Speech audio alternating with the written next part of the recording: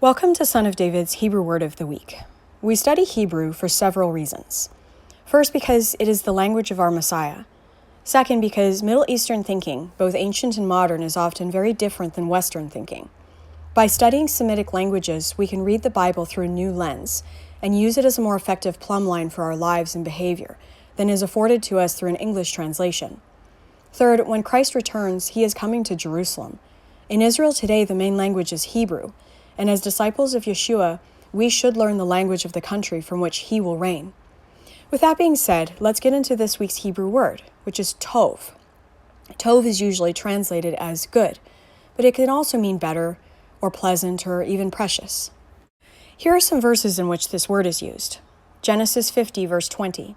When Joseph is speaking to his brothers, he says, "As for you, you meant evil against me, but God meant it for good, to bring it about that many people should be kept alive, as they are today."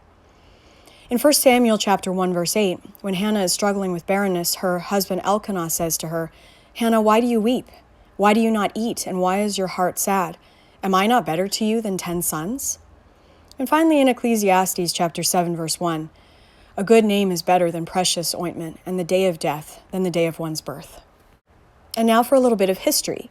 Mazel tov is a modern Jewish phrase used to express congratulations. It literally means good luck or fortune, or positive omen, and originated in roughly 589 AD with the Geonim, or overseers, of the Babylonian Talmudic academies. This would have been roughly medieval Iraq. And finally, some modern usage. Boker tov is a greeting, meaning good morning. Laila tov is a farewell, meaning good night. Shavua tov means have a good week. And finally, Hinei ma tov, which is found in both modern Jewish and Messianic communities, behold how good. Thank you so much for watching, and we'll see you next week.